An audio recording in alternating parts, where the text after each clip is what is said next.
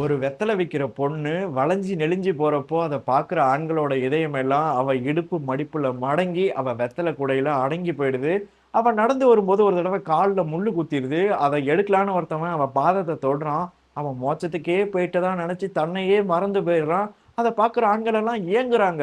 அவ கால கூட தொட முடியலையேன்னு ஆண்கள் எல்லாம் ஏங்குறப்போ, அவ மட்டும் பொண்ணுமணின்னு ஒருத்தனோட கைய கூட தொட முடியலையேன்னு ஏங்குறா.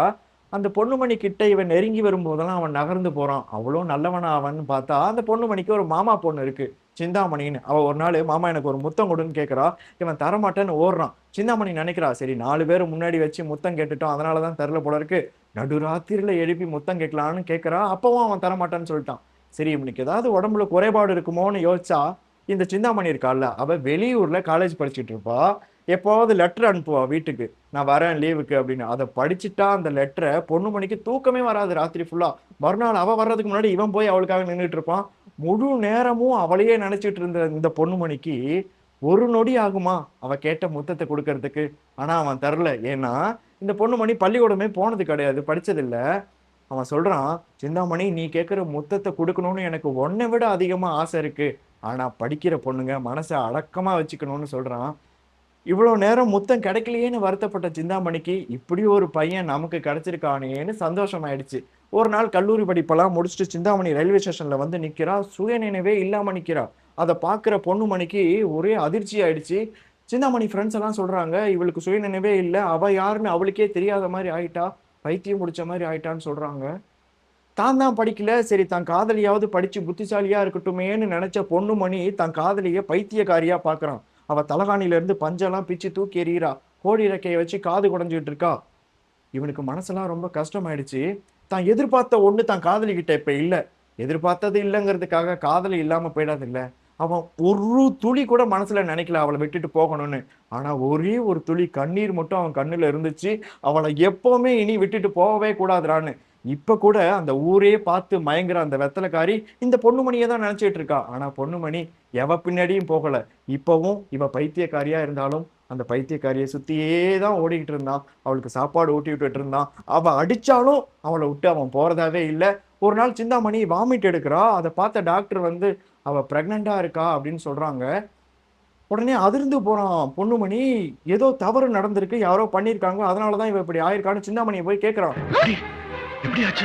உங்க பொண்ணு சிந்தாமணி கல்யாணத்துக்கு முன்னாடியே கர்ப்பம் ஆயிட்டான்னு மருத்துவர் அவளோட அப்பா கதிர்வேலு கிட்ட சொல்றாரு. கதிர்வேலு தான் பொண்ணோட முகத்த கூட பார்க்கல. பொண்ணுமணியோட முகத்த பார்க்கிறாரு. ஏன்னா பொண்ணுமணி கிட்ட தான் வார்த்தைக்கு வார்த்தை சொல்லியிருப்பாரு. நீ தான் என் பொண்ண கல்யாணம் பண்ணிக்கணும்னு. இப்ப பொண்ணுமணிய பார்க்கிறப்ப அவர்கிட்ட வார்த்தைகள் எதுவும் இல்ல. கண்ணீரோட அங்கிருந்து நகர்ந்து போறாரு. பொண்ணுமணிக்கு தன்னோட மாமான்னா ரொம்ப பிடிக்கும். அவர் கண்ணுல ஒரு தூசி விழுந்தா கூட துடிச்சு போயிடுவான். மாமா இப்ப கண்ணுல கண்ணீரோட போறத அவனால தாங்கிக்க முடியல. இவனுக்கே ஆறுதல் சொல்ல 1000 பேர் வேணும். ஆனா மாமாவுக்கு ஏதாவது ஆறுதல் சொல்லலான்னு போறான். மாமா நாற்காலியில உட்கார்ந்தபடியே இறந்து கிடக்குறாரு. இந்த பொண்ணுமணி தன்னோட மாமா பொண்ணு மனநலம் சரியில்லாம இருக்கிறத பார்த்திருக்கான். அதெல்லாம் பார்த்துட்டு மனச கல்லாக்கிக்கிட்டு நின்றுக்கான். மாமா பொண்ணு கருப்பை இழந்துட்டாங்கிறத கேட்டிருக்கான். அதெல்லாம் கேட்டுட்டு மனச கல்லாக்கிட்டு நின்றுக்கான். ஆனா மாமா இறந்து போயிட்டாருங்கிறத பார்த்துட்டு இவனால கல்லாட்டம் நிக்க முடியல. சருகாட்டம் சரிஞ்சு விழுறான் மாமா காலடியில. மாமா இதுவரைக்கும் எந்த கஷ்டத்தையும் குடுத்ததில்ல. முறையா கஷ்டம் குடுத்துட்டாரு. இவன் ஏதாவது சமைக்க தெரியாம சமைச்சு குடுத்தாலும், "மாப்பிள நீ சூப்பரா சமைக்கிறடான்னு" சொல்லிட்டு, அவன் மனசு கஷ்டப்படக்கூடாதுன்னு அவன் கைக்கெல்லாம் முத்தம் குடுப்பாரு. இப்போ இவன் மாமாவோட காலுக்கு முத்தம் குடுக்குறான். மாமாவோட கைய இறுக்கி புடிச்சுக்கிறான். இந்த மாமா சொல்லியிருப்பாரு முன்னாடி, "மாப்பிள என் பொண்ணுக்கு பைத்தியம் புடிச்ச மாரி ஆயிடுச்சு. நீ வேற ஏதாவது பொண்ண கல்யாணம் பண்ணிட்டு சந்தோஷமா இருடா" அப்படின்னு. இப்போ அவன் அந்த மாமா கிட்ட சொல்றான். "சிந்தாமணிக்கு என்ன ஆனாலும் அவ என்னோட சிந்தாமணி. கடைசி வரைக்கும் அவள நான் சந்தோஷமா பார்த்துப்பேன் மாமான்னு" சொல்லி அவரு தலையில சத்தியம் பண்றான்.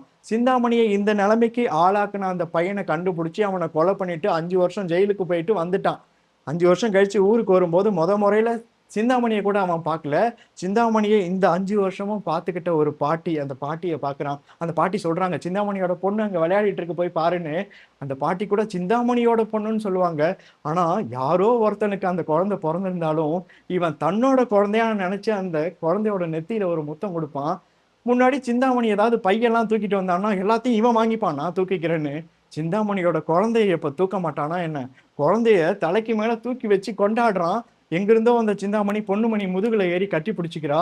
இப்ப பொண்ணுமணிக்கு கையில ஒரு குழந்தை, முதுகுல ஒரு குழந்தை. 5 வருஷம் சிந்தாமணிய பார்க்க முடியாம ஜெயில்ல ரொம்ப கஷ்டப்பட்டான். இந்த 2 குழந்தையும் தூக்கி சுமந்ததுக்கு அப்புறம் எல்லா பாரமும் இறங்கி போயிருச்சு அவனுக்கு. சிந்தாமணி முன்னாடிலாம் சொல்லுவா, "நீ எனக்கு ஒரு முத்தம் கூட தரமாட்ற. உனக்கு காதல்னா என்னன்னே தெரியலன்னு." ஆனா, இவளுக்கு இவளையே யாருன்னு தெரியாம போனப்ப கூட, அவளோட அப்பா கால்ல ஒரு முத்தம், அவளோட குழந்தையோட நெத்தியில ஒரு முத்தம்னு குடுத்தான்ல, அதுதான் காதல். அவளுக்கு அறிவே அழிஞ்சு போனாலும், கற்பே அழிஞ்சு போனாலும், உலகமே அழிஞ்சு போனாலும் அவளுக்காக இன்னமும் அங்க நிக்கிறான்ல, அதுதான் காதல். ஏன் மாமா ஊன் உசுர் இல்லாத பொட்டி படுக்கையெல்லாம் தூக்கிட்டு போறியே, பொன்னையே நெஞ்சுக்குள்ள சுமந்துக்கிட்டு கால் வலிக்க நடந்து வரனே, என்ன சுமக்கணும்னு உனக்கு தோணலையா?